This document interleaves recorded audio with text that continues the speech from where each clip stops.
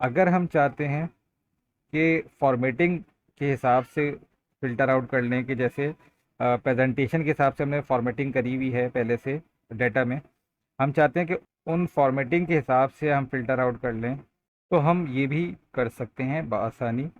और हम दोबारा फ़िल्टर्स के ऑप्शन पे जाएंगे और यहाँ पर मौजूद है फ़िल्टर बाय कलर। जब हम फ़िल्टर बाय कलर को हाईलाइट करते हैं तो हमें ये बताता है कि आपके पास अभी जिस कॉलम पे आप काम कर रहे हैं उस पे कौन कौन से कलर मौजूद हैं। तो अगर हम चाहते हैं कि सिर्फ वो सेल हाईलाइट हो जाएं जो कि ग्रीन कलर की फॉर्मेटिंग के साथ हैं, तो हम ग्रीन पे सेलेक्ट कर लेते हैं, तो वो सिर्फ हमें वो सेल्स दिखा देगा जिन पे कि ग्रीन कलर की फॉर्मेटिंग मौजूद थी। अगर हम चाहते हैं कि ग्रे को सिलेक्ट करें तो हमने वो वैल्यूज़ भी फ़िल्टर आउट कर ली। इस तरह से हम कलर फॉर्मेटिंग के हिसाब से भी फ़िल्टर आउट कर सकते हैं। इसी तरह हम फ़िल्टर बाय टेक्स्ट भी कर सकते हैं, कि अगर हम चाहते हैं कि नंबर फ़िल्टर्स हैं कि वो वैल्यूज़ आ जाएं जो किसी ख़ास वैल्यू के इक्वल्स हैं या नॉट इक्वल हैं। जैसे मैं अगर does not equal pay click करता हूँ तो डज़ नॉट इक्वल टू 28 करता हूँ और ओके करता हूँ, तो वो वैल्यूज़ हमारे पास फ़िल्टर आउट हो गई जो कि 28 नहीं है, 28 के इक्वल्स नहीं है। इसी तरह अगर मैं करता हूँ कि ग्रेटर देन पे आ जाऊँ, कि इज़ ग्रेटर देन 10, तो वो वैल्यूज़ आ गई जो कि ग्रेटर देन 10 है। तो ये सिंपल, जैसे कि नेम से ज़ाहिर है, उसी तरह इनकी एप्लीकेशन है। तो अब अगर फ़िल्टर बाय टेक्स्ट है तो वो भी बिल्कुल सिमिलर ऑप्शंस होते हैं। इसी तरह अगर हम बिगिन विद करते हैं और हम यूज़ करते हैं बी, कि वो वैल्यूज़ आ जाएं जो बी से शुरू होती हैं, तो वो हमें सिर्फ बाइंडर दिखा देता है, क्योंकि इस वक्त हमारे पास बाइंडर ही वो वैल्यू है जो कि बी से शुरू होती है। तो ये मुख्तलिफ ऑप्शंस थे फ़िल्टर के जो हमने डिस्कस करे।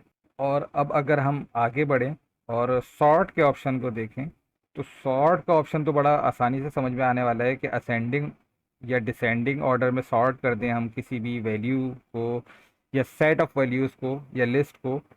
तो हम उसके लिए सॉर्ट का ऑप्शन यूज़ करते हैं, कि जैसे अगर हम चाहते हैं कि आइटम का जो कॉलम है वो हम असेंडिंग ऑर्डर में सॉर्ट कर दें, तो हम सॉर्ट ए टू जेड करेंगे, तो उसने सारी वैल्यूज़ कॉलम बी की सॉर्ट कर दी और उसी हिसाब से जो बाकी जो दूसरे कॉलम्स थे उनकी वैल्यूज़ को भी सॉर्ट कर दिया। तो ये सॉर्ट का ऑप्शन था बड़ा इजी और लेकिन बड़ा यूज़फुल। अक्सर हम जब वर्कशीट्स पे काम कर रहे होते हैं तो ये बड़ा काम आता है। इसी तरह हम डिसेंडिंग भी कर सकते हैं। तो ये डिसेंडिंग हो गया, पहले वो ए टू जेड गया था, अब वो जेड टू ए गया है। इसी तरह अगर हम यूनिट्स पे अगर हम सॉर्ट अप्लाई करते हैं, तो वो चूंकि उसने डाटा को खुद से एनालाइज करा कि जब हम बी कॉलम को सॉर्ट कर रहे थे तो वहाँ पर टेक्स्ट वैल्यूज़ थी, यहाँ पर नंबर वैल्यूज़ हैं, तो इस दफ़ा वो ऑप्शन दे रहा है स्मॉलेस्ट टू लार्जेस्ट या लार्जेस्ट टू स्मॉलेस्ट का। तो हम स्मॉलेस्ट टू लार्जेस्ट कर लेते हैं और एक्सपेंड द सिलेक्शन को ही सिलेक्ट करते हैं। तो अब की बार उसने नंबर्स को सॉर्ट कर दिया असेंडिंग ऑर्डर में। तो इसी तरह हमने सॉर्ट को भी देख लिया, सॉर्ट के ऑप्शंस को भी देख लिया। दो ऑप्शन होते हैं हमारे पास, रीअप्लाई और क्लियर के। रीअप्लाई का मतलब ये है कि आपने किसी फ़िल्टर को अप्लाई किया या सॉर्ट को भी अप्लाई किया, हम फ़िल्टर पे काम कर रहे हैं इस वक्त, और हमने टेक्स्ट को एक्सक्लूड कर दिया। ठीक है, अब हमने डाटा में कुछ चेंजिंग करी, उस डाटा की चेंजिंग के हिसाब से अब हम चाहते हैं कि वो फ़िल्टर करंट सिनेरियो के हिसाब से हमें डाटा प्रोवाइड करे। तो उसके लिए हम रीअप्लाई यूज़ करते हैं। हमने एक और दफ़ा डैश यहाँ पर ऐड कर दिया है, इसी तरह हमने इसको भी डैश से रिप्लेस कर दिया। अब हम चाहते हैं कि जो करंट पोजीशन है या करंट सिनेरियो उसके हिसाब से फ़िल्टर अप्लाई हो। तो ये जब हम रीअप्लाई करेंगे तो इस दफ़ा उसने फिर देखा कि डैश मौजूद है और हमने डैश को एक्सक्लूड करना है, तो उसने डैश को फ़िल्टर आउट कर दिया।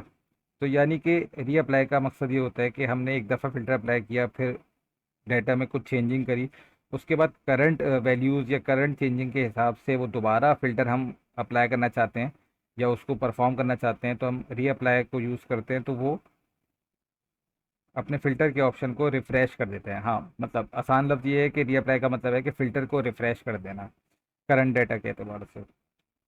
इसी तरह क्लियर का ऑप्शन होता है कि अगर हमने कोई फ़िल्टर या सॉर्ट को अप्लाई किया हुआ है और हम उसको क्लियर करना चाहते हैं, तो बस सिंपल ये क्लियर को हम सिलेक्ट कर लेते हैं, तो वो जितने भी फ़िल्टर्स अप्लाइड थे उसने उसको क्लियर कर दिया।